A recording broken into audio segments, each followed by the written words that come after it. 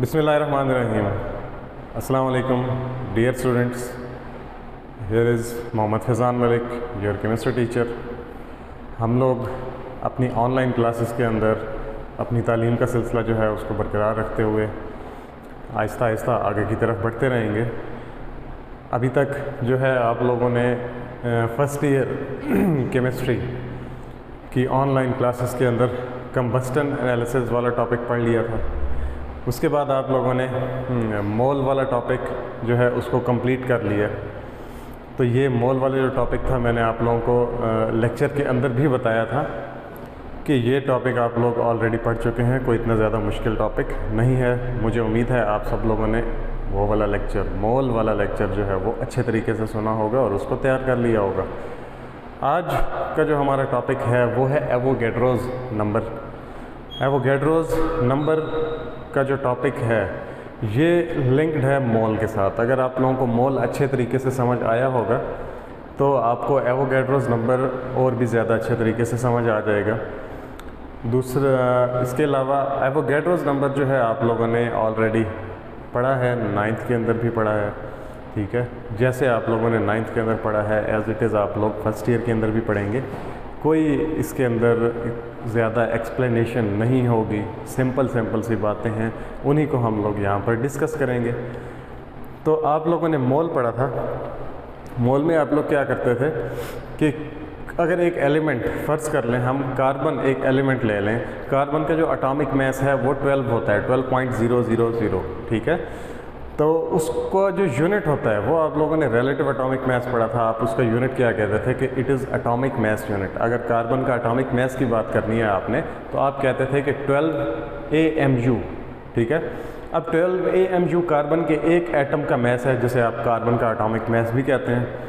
अब अगर मोल को आपने एक्सप्लेन करना है तो कार्बन के एक एटम का, तो हम बात कर रहे थे कार्बन के एटॉमिक मास की, कि कार्बन का जो एटॉमिक मास है वो 12 AMU होता है। तो अगर आपने इसी का मोल बनाना है, इसी को मोल के अंदर कन्वर्ट करना है तो आप क्या करेंगे, आप जस्ट कार्बन का जो एक एटम का मास है उसको ग्राम्स के अंदर कन्वर्ट कर दें। ग्राम्स के अंदर कन्वर्ट क्या करना है कि एक एटम का मास है 12 AMU, आप उसको 12 ग्राम लिख दें तो आपके पास उसका एक मोल बन जाएगा, ठीक है।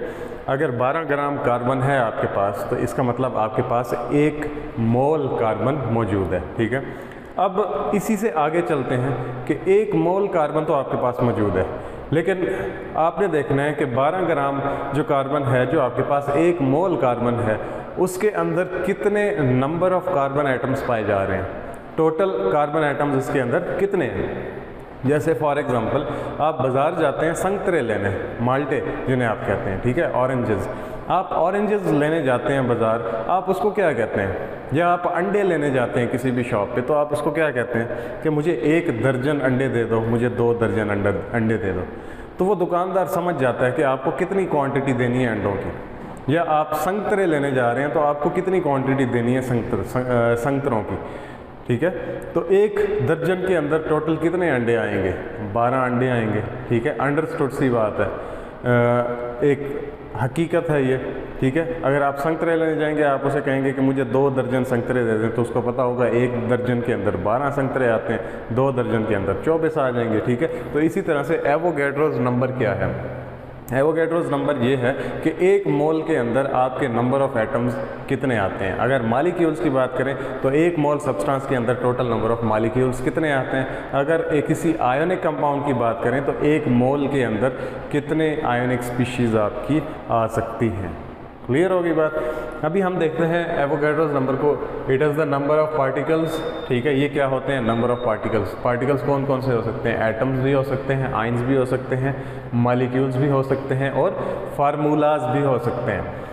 Present in 1 mole of a substance, ठीक है। वही बात हो गई कि एक मोल सब्सटेंस कोई भी हो सकता है, एलिमेंट भी है आपका, आइंस भी हो सकते हैं, आपके मॉलिक्यूल्स भी हो सकते हैं और आपकी आयोनिक स्पीशीज़ भी हो सकती हैं, ठीक है, या फार्मूला यूनिट्स भी हो सकते हैं। तो आपके एक मोल कोई भी सब्सटेंस है उसके अंदर नंबर ऑफ़ पार्टिकल्स कितनी तादाद में मौजूद हैं। जैसे 1 दर्जन अंडों की बात करें तो 1 दर्जन के अंदर क्वांटिटी कितनी होती है अंडों की, 12। इसी तरह एक मोल ठीक है। एक मोल कोई भी चीज़ है, कोई भी सब्सटेंस है, अगर वो एक मोल है तो उसके अंदर उस चीज़ के कितने नंबर ऑफ पार्टिकल्स पाए जाते हैं, इस चीज़ को क्या कहते हैं आप लोग, एवोगैड्रोस नंबर। अब इसकी वैल्यू क्या है, कितने होते हैं ये, 6.022 इंटू 10⁻23 पार्टिकल्स। ठीक है, यानी अगर आप एक मोल कार्बन की बात करें, 12 ग्राम कार्बन, तो उसके अंदर आपके पास कार्बन के कितने एटम्स होंगे, 6.022 इंटू 10⁻23। ठीक है। इसके बाद इसका सिंबल क्या होता है, it is noted bye Na। इसको आप किससे रिप्रेजेंट करते हैं, Na से। जहाँ भी Na लिखा होगा वहाँ पर बात है, एवोगैड्रोस नंबर की बात हो रही है, वहाँ पर 6.0 10⁻23 पार्टिकल्स पाए जाएंगे। ठीक है। इसके बाद इसकी कुछ एग्जांपल्स हम देखते हैं। एग्जांपल्स एलिमेंट्स के लिए, एलिमेंट्स अनासर, अगेन कार्बन एक एलिमेंट है, अगर आपके पास 12 ग्राम कार्बन है तो वो क्या होगी, 1 मोल कार्बन होगी आपके पास। उसके अंदर नंबर ऑफ कार्बन एटम्स कितने होंगे, 6.02 इंटू 10⁻23 एटम्स ऑफ कार्बन।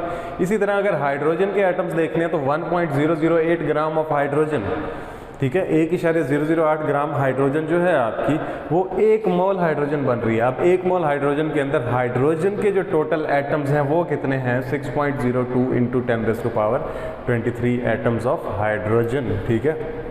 इसी तरह कोई भी ऑक्सीजन आप 16 ग्राम ले लें, 16 ग्राम ऑफ ऑक्सीजन आपके पास, 1 मोल ऑक्सीजन बनती है, तो उसके अंदर total number of atoms of oxygen कितने होंगे आपके पास, 6.02 इंटू 10⁻23। इसी तरह से आप पीरियोडिक टेबल के अंदर कोई भी एलिमेंट उठा लें, उसका कोई भी एटॉमिक मैस, किसी भी एलिमेंट का एटॉमिक मैस लें, उसको ग्राम्स के अंदर कन्वर्ट करें, वो उसका 1 मोल बन जाएगा। और उस 1 मोल के अंदर जो टोटल नंबर ऑफ एटम्स आपके होंगे वो एवोगैड्रोस नंबर ऑफ पार्टिकल्स होंगे, जो कि 6.02 इंटू 10⁻23 है। इसके बाद कुछ और एग्जांपल्स हैं हमारे पास कंपाउंड्स के लिए। कंपाउंड्स जैसे कि H2O, H2O के अगर आपके पास 18 ग्राम ऑफ H2O हैं तो ये 1 मोल ऑफ H2O बन जाएगा। ठीक है, it will become 1 mole of H2O। अब 1 मोल H2O यानी 18 ग्राम पानी के अंदर टोटल वाटर के जो ये मालिक्यूल्स हैं, H2O मालिक्यूल्स, ये कितने होंगे, ये होंगे आपके एवोगैड्रो नंबर्स, जो कि 6.02 10⁻23 मालिक्यूल्स ऑफ H2O हो जाएंगे। इसी तरह से C6H12O6 ग्लूकोज, इसका मालिक्यूलर मास जो है आपके पास 180 ग्राम होता है। तो इस 180 ग्राम अगर आपके पास है तो आपके पास 1 मोल ऑफ C6H12O6 है, 1 मोल ग्लूकोज है। 1 मोल ग्लूकोज के अंदर ग्लूकोज के जो ये मालिक्यूल्स हैं वो कितने होंगे, 6.02 into 10⁻23 molecules of glucose. Clear होगी बात। आयंस की बात अगर हम करें, सल्फेट आयंस SO4 नेगेटिव, इसका जो आयोनिक मास होता है वो या फार्मूला मास, ठीक है, 96 ग्राम होता है। अगर 96 ग्राम है तो इसका मतलब 1 मोल आपके पास ये वाले आयंस हैं। आयंस क्यों हैं, क्योंकि इनके ऊपर नेगेटिव चार्ज है। ये देख लें 2 नेगेटिव, इसके ऊपर माइनस चार्ज है तो ये एक आयन बन जाएगा। 1 मोल SO4 नेगेटिव 6.02 10⁻23 आयंस होंगे। अगर आपके पास 1 मोल SO3 है तो इसके अंदर टोटल ये वाले आयंस कितने होंगे, 6.02 इंटू 10⁻23। NO3 नेगेटिव, इसका जो आयोनिक मास है वो 62 ग्राम है। 62 ग्राम अगर ये है तो आपके पास 1 मोल NO3 नेगेटिव है, और 1 मोल NO3 नेगेटिव में NO3 नेगेटिव आयंस कितने होंगे, 6.02 इंटू 10⁻23 आयंस होंगे यहाँ पर। ठीक है। अब आपने देखा कि चाहे हम बात करें एटम्स की, इसका मास कितना है, 12 ग्राम, 1 मोल बनता है। इसका मास 1 ग्राम है, 1 मोल बनता है। दोनों के अंदर नंबर ऑफ पार्टिकल्स क्या हैं, बराबर हैं, 6.02 इंटू 10⁻23। इसी तरह यहाँ पर बात करें, 18 ग्राम इस वाटर का बन रहा है, 180 ग्राम ग्लूकोज का बन रहा है। दोनों का 1 मोल है, दोनों के अंदर नंबर ऑफ पार्टिकल्स क्या हैं, सेम है। यहाँ पर भी मास डिफरेंट है इन दोनों का, लेकिन दोनों का 1 मोल, नंबर ऑफ पार्टिकल्स इनके अंदर क्या बन रहे हैं, सेम। इससे हमने क्या अंदाज़ा लगाया कि 1 mole of different compounds, 1 mole of different compounds, मुख्तलिफ कंपाउंड्स का अगर 1 मोल हैव डिफरेंट मैसेज, तो उनके मैसेज क्या हो सकते हैं, डिफरेंट हो सकते हैं। अगर आपके पास 5 या 6 किस्म के डिफरेंट कंपाउंड्स हैं, अगर उनके पास आपका 1 मोल है, 5 किस्म के कंपाउंड्स हैं, 5 किस्म के कंपाउंड्स की क्वांटिटी भी कितनी है, 1 मोल है, तो उन सब के सब का मैस क्या हो सकता है, एक दूसरे से मुख्तलिफ हो सकता है, लेकिन उनके अंदर नंबर ऑफ पार्टिकल्स जो हैं वो सेम होंगे, but same number of particles. Clear होगी बात। 1 mole of different compounds have different message but same number of particles. ठीक है, मुख्तलिफ कंपाउंड्स के आपके पास एक मोल क्वांटिटी मौजूद होगी, एक मोल यानी 3 कंपाउंड है, खर्च कर लें, एक ग्लूकोज है, एक वाटर है आपके पास और दूसरा चीनी यानी सुक्रोज है। तीनों का आपके पास एक मोल मौजूद है, तीनों का मैस डिफरेंट होगा। वाटर का 18 ग्राम होगा, ग्लूकोज का 180 ग्राम होगा, सुक्रोज का क्या होगा 342 ग्राम्स। ठीक है, तीनों का मैस डिफरेंट होगा, लेकिन तीनों के अंदर नंबर ऑफ़ पार्टिकल्स क्या हैं, सेम होंगे, क्योंकि तीनों का आपके पास एक मोल मौजूद है। ठीक है, अब हम formulas to calculate number of particles कैसे मालूम करते हैं, बिल्कुल वही जो मैंने लास्ट लेक्चर के अंदर आपको बताया था, मोल्स वाला formula, mole is equals to given mass और मोलर मैस। तो यहाँ पर क्या है, number of atoms of an element, ठीक है, number of atoms of a substance, number of atoms of formula units या आयनिक कंपाउंड, एक ही बात होगी। ठीक है, is equals to mass of element, यानी वही जो गिवन मैस आपका था, ओवर एटॉमिक मैस जो कि एलिमेंट का एटॉमिक मैस है। यहाँ पर एक चीज़ ऐड करनी है, मल्टीप्लाई कर देना है आपने एवोगैड्रो नंबर के साथ। ठीक है, यही सेम फार्मूला मॉलिक्यूल्स के लिए लगेगा।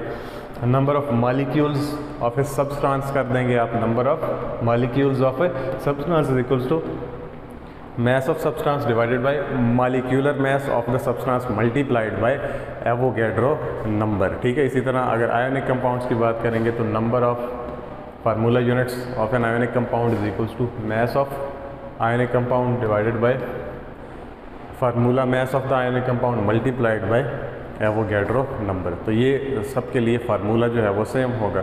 आज का जो हमारा टॉपिक था वो यहीं तक था। इंशाल्लाह नेक्स्ट लेक्चर के अंदर हम न्यू टॉपिक के साथ दोबारा हाजिर होंगे।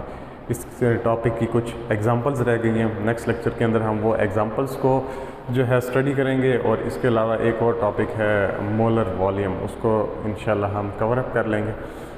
तो अब तक के लिए इतना ही, मिलते हैं नेक्स्ट लेक्चर के अंदर, तब तक के लिए अल्लाह हाफ़िज़।